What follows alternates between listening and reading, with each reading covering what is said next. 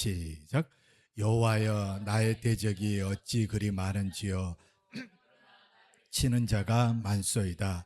많은 사람이 있어 나를 가리켜 말하기를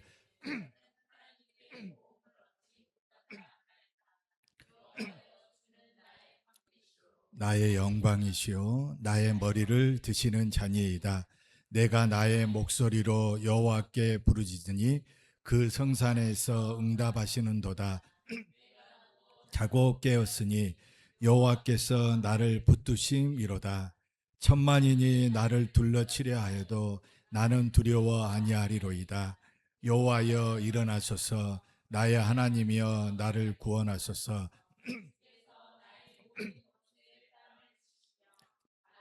이를 꺾으셨나이다.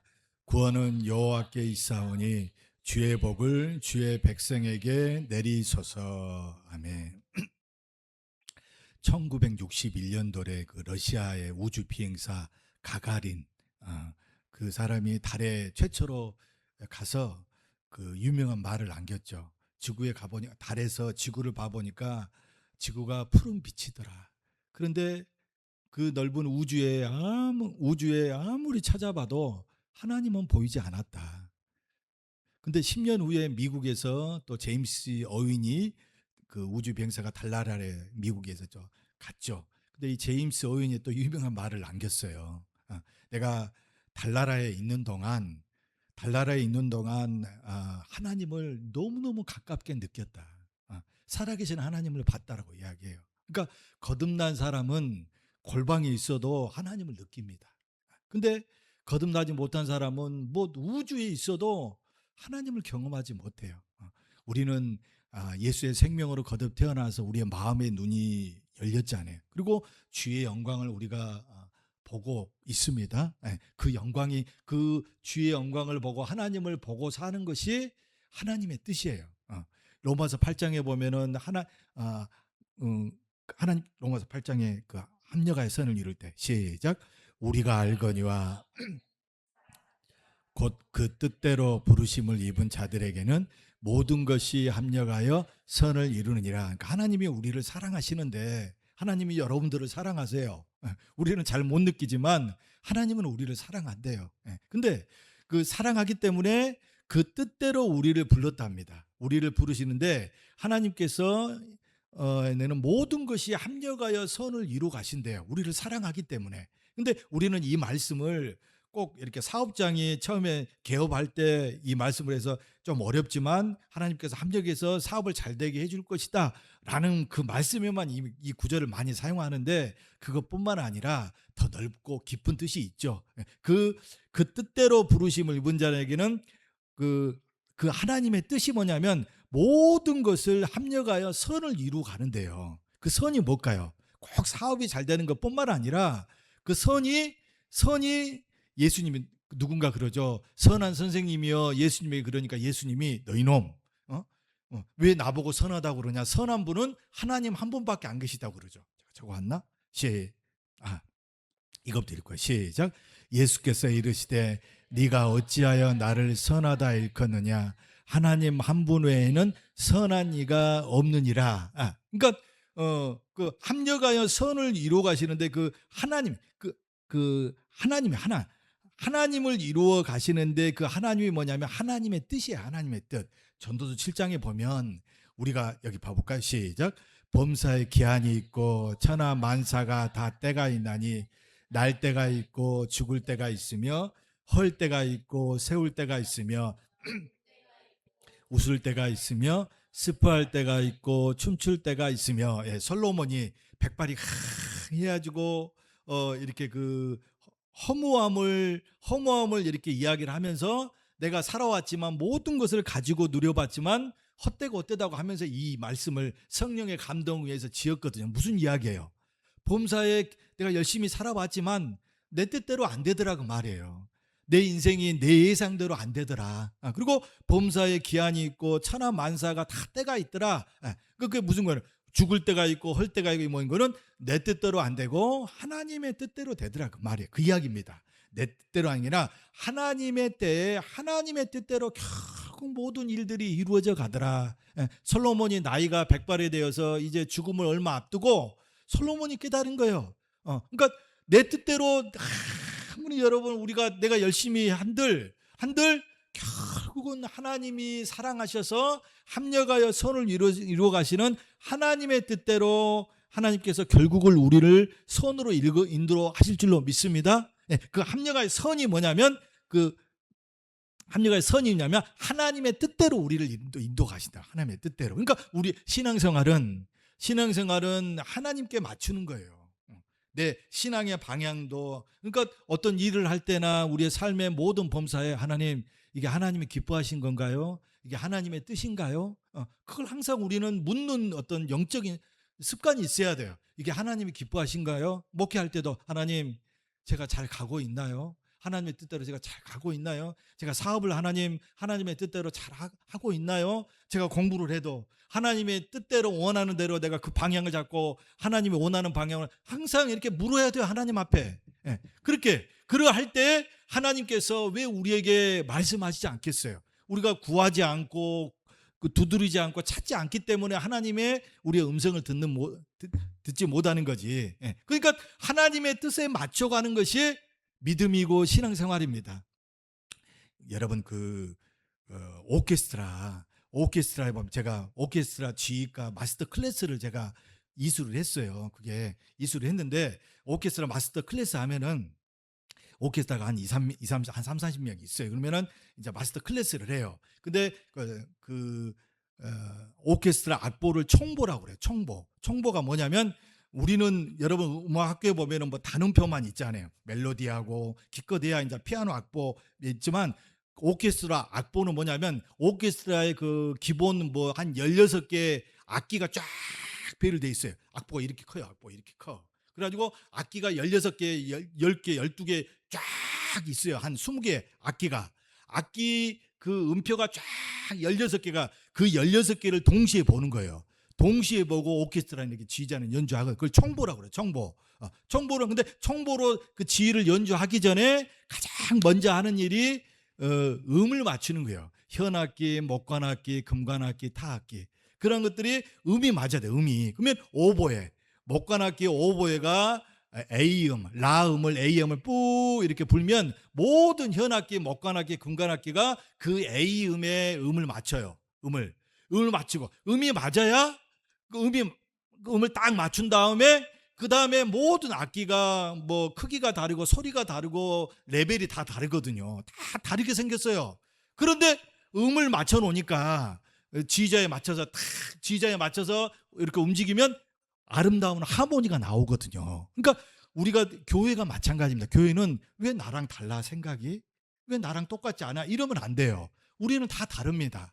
우리는 생각이 다르고 방법이 다르고 서울로 가는 길에 나는 이쪽으로 가자, 우리는 이쪽으로 다 달라요. 그러나 중요한 것은 우리 모두가 예수 그리스도를 믿는 사랑하는 그 뜻에 우리가 다 맞춰져 있기 때문에 교회가 세워지고 하나님의 일이 이루어져 가는 거거든요. 그러니까 그렇게 아름답게 그렇게 소리를 울릴 때 아름다운 하모니가 울려 퍼지는 것처럼 우리 모두 다 예수 그리스도의 그 뜻 앞에 맞추어서 달려가기를 바랍니다. 그러면은 그래서 그 뜻을 이루기 위해서 예수님이 이 땅에 오시고 죽으시고 고난 받으시고 우리를 하나님의 아들로 낳으셨잖아요. 그 봐보세요. 우리 하나님 아들로 나온 거. 시작. 만물이 나고 만물이 말미암는 자에게는 많은 아들을 이끌어 영광에 들어가게 하시는 일에 저희 구원의 주를 고난으로 말미암아 온 자에. 그러니까 많은 아들이 저와 여러분들이에요. 많은 그 예수님의 형제들, 예수님이 맏아들이고 우리는 그의 밑에 동생들이다 그 말이에요. 근데 그 많은 아들을 이끌어서 영광에 들어가게 하시려고 예수님이 구원의 주를 고난으로 온전케 하셨대요. 고난으로. 그러니까 우리가 주님을 따라갈 때 사실은 고난의 길이잖아요. 인생길이 저희 아버님이 인생이 뭐 별거 있는 줄 아느냐? 에? 아빠가 살아보니까 고난이더라, 고난. 아빠 그때는 제가 대학생 때는 전혀 그 아버님 말이 안 들리더라고요. 아버님이 그냥 그 뭡니까 옛날 사고를 뭐라 하죠? 그 옛날 사고를 뭐라 하잖아요. 그 저기 예? 예. 가부장적이고 또 뭐 옛날 또 뭐 한 그렇게만 뭐 아버님이 예? 이 신세대가 지금 세대가 어떻게 돌아간지도 하나 모르고 아버님이 저렇게 속 없는 소리만 하신다. 20대는 그랬어요. 근데 이제 50세 50대 넘어가니까 아버님 말이 틀리신 말씀이 하나도 없어요. 아버님 말씀이 죄송하지만 아버님 말씀이 한마디 한마디가 나를 사랑하는 말이었고 아버님 말씀 한마디 한마디 어머니 한마디 한마디가 다 진리였어요. 다 오르신 말씀. 그래 그 아버님 우리 아버님이 뭐 인생이 별거 있는 줄 알았냐. 아버님이 다 살아보니까 고난이다 고생이더라. 고난 예? 사람들하고 만나서 고생 뭐 그런 이야기를 자주 했어요. 그러니까 살아보니까 인생이 고난이더라. 근데 주님께서 나를 따라오려거든 뭐 부인하고 십자가를 지고 결국은 내가 고난의 길을 가는 거예요. 주님을 따라가는 거. 결국은 고난의 그러면 그 고난의 길을 가면 베드로전서 5장에 잠깐 고난 받는 너희를 친히 온전케 하시며 뭐 굳게 하시며 너희를 친히 온전케 하시리라. 우리가 주님을 따라가는 그 믿음의 길을 걸어가면 결국은 그 잠깐 고난받는 그걸 통해서 우리를 더 아름다운 영광의 아들로 우리를 성장시키겠다라고 주님 약속하면 욥이 신앙이 좋았고 의인이었지만 까닭 없는 고난을 당했어요. 그 고난 때문에 욥이 더 갑절의 복을 받고 더 믿음의 시야가 넓어지고 이렇게 더 위대한 믿음의 위인으로 하나님 앞에 쓰임 받잖아요. 그래서 스펄전 목사님이 우리를 기도로 인도하는 모든 것은 축복이다라고 했어요. 우리를 기도로 인도하는 모든 것은 사실은 축복이다. 그러니까 내가 그래서 오늘 본문에 다윗이 말할 수 없는 고난을 당합니다. 말할 수 없는 고난을 당하는데 어떤 고난이냐면 사랑하는 압살롬이 그 아버지를 죽이겠다고 이렇게 밤중에 쳐들어오는데 아버님이 다윗이 맨발 그 자기 그 호위 군사들하고 몇몇 그 신하들하고 맨발로 궁을 벗어나잖아요. 급박한 상황이에요. 급박한. 근데 그 다윗이 압살롬을 가장 사랑하는 아들이에요. 사랑하는 아들. 근데 사랑하는 아들이 반역을 일으켜서 죽이러 올 때 그 심정이 어떨까요? 만약에 우리 한별이 자냐? 네. 우리 한별이가 만약에 예? 제가 우리 한별이를 얼마나 사랑하는데요. 사랑하는데 만약에 한별이가 커가지고 저를 죽이겠다고 많이 달려들면 세상에 생각할 수도 없는. 근데 다윗은 그 고난을 당했다고요. 다윗은 그 도망가는 중에도 하나님께 고백하고 그 하나님을 찬양하는 그 고백을 통해서 하나님을 찬양으로 승화시키잖아요. 그게 청경이 되고 하나님의 말씀이 됩니다. 근데 그렇게 쫓겨당할 때 압살롬이 쫓겨가지고 이제 도망가서 어디 조그만 마을을 지나가는데 마을 사람들이 손가락질을 하는 거예요. 엊그저께만 해도 다윗 왕이요 이렇게 추대하던 사람들이 왕이 쫓겨나니까 마을 사람들이 그 손가락질하며 어유 조롱을 해요. 조롱을 한번 봐보세요. 이거 시작. 여호와여 나의 대적이 어찌 그리 많은지요. 일어나 나를 치는 자가 많소이다. 많은 사람이 있어 나를 가리켜 말하기를 저는 하나님께 도움을 얻지 못한다. 이렇게 손가락질. 아이고 저 사람 이미 이제 하나님이 버렸어. 하나님이 쓰지 않을 거야. 이렇게 손가락질 한다고 말해요. 근데 다윗의 고백 봐보세요. 시작. 여호와여 방패시여 나의 영광이시여 나의 머리를 드시는 자신이다. 그러니까 그 다윗이 그 압살롬의 이 죄를 당하는 이유는 다윗이 그 밧세바의 그 사건 때문에 하나님 앞에 뭐 죄도 많이 그 결정적인 죄를 짓잖아요. 근데 그 나단 선지자가 너희 집안에 칼이 있으리라라고 하면서 우슬초로 하나님 내 죄를 더 말하소서 하고 하나님께 용서는 받아요. 용서는 받지만 그 죄값은 이 땅에서 이렇게 좀 치르게 돼요. 치르게 되는데 그 다윗이 이게 지금 내가 내 죄값이구나라는 걸 다윗이 느껴요. 느끼니까 하나님 앞에 얼굴을 드지를 못한다고 말해요. 왜? 다윗이 여러분 사람이 내가 어떤 일을 잘해서 어떤 딱 있으면 사람이 나의 이름을 불러주면 어깨가 들썩들썩해요. 나 여기 있어. 그런데 내가 죄를 짓고 사람이 내 이름을 막 부르면 두려운 거예요. 두려워. 내가 죄를 짓고 있는데 누가 나를 부르면 두려운 거거든요. 아담과 하와가 죄를 짓고 하나님의 얼굴을 피하여 딱 숨잖아요. 죄를 지으니까 숨어요. 그런데 숨어있는 그 다윗을 하나님이 다윗의 얼굴을 이렇게 머리를 들게 해요. 다윗아, 머리를 들렴. 다윗이 고백해요. 나의 머리를 드시는 자이다. 다윗아, 너의 머리를 들고 나를 보렴. 그러니까 다윗이 머리를 들고 하나님을 바라보니까 그 하나님의 얼굴빛이 다윗을 확 비추니까 다윗 안에 있는 두 가지 현상이 일어납니다. 하나는 두려움이 없어져요. 두려움이. 자, 봐보세요. 시작. 내가 나의 목소리로 여호와께 부르짖으니 그 성산에서 내가 누워 자고 깨었으니 여호와께서 나를 붙드심이로다. 천만인이 나를 둘러치려 하여도 나는 두려워하냐이다. 지금 많은 사람들이 나를 죽이려고 천만인이 나를 둘러쳐도 나는 두렵지 않다 그 말이에요. 왜? 주의 얼굴을 보니까 두려움이 사라져버려요. 두려움이.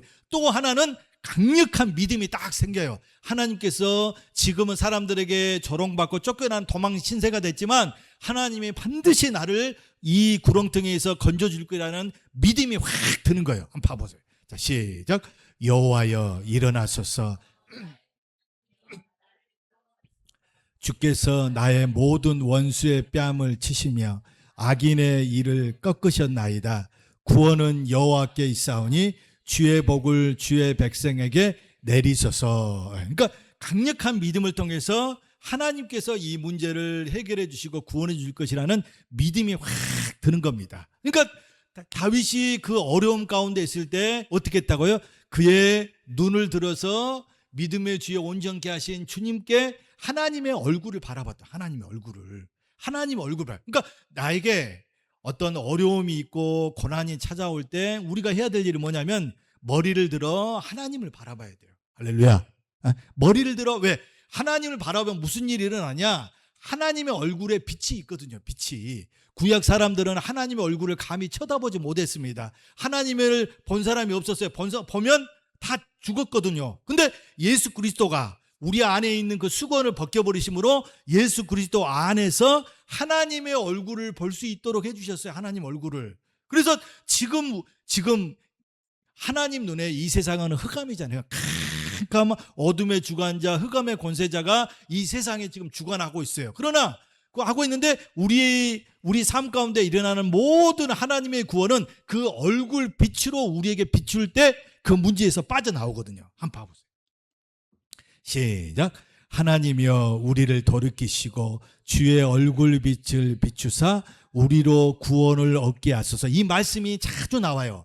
주의 얼굴의 빛을 비추사 우리로 구원을 얻는 겁니다. 어떤 기술로, 방법으로, 돈으로, 어떤 권력으로, 인맥으로 되는 게 아니라 하나님의 얼굴의 빛이 여러분의 사업장에, 여러분의 마음에, 여러분의 그 무너진 건강 위에 이 빛이 비춰져야 돼요. 비춰질 때 여러분이 공부하고 있는 그 자리에도 하나님의 얼굴 빛이 환하게 비출 때 하나님의 역사가 일어나요. 여러분, 모세가 그 바로에게 가서 내 백성을 돌려줘 하고 하나님이 명령하신 그 사명을 전했는데 바로가 마음이 강팍해서 재앙을 계속 베풀음에도 불구하고 바로가 마음을 열지 않아요. 그러니까 하나님께서 마지막 재앙인가 할 때 해를 어둡게 해버려. 해를 어둡게 해버려. 왜냐하면 그때 애굽 신들은 해를 우상으로 하나님으로 여겼거든요. 근데 하나님께서 그 해를 가려버리니까 캄캄해. 그 애굽 전체가 캄캄해요. 그런데 그 이스라엘 사람들이 살고 있는 그 동네만 광명의 빛이 환하다라고 이야기해요. 한번 봐볼까요? 자, 시작.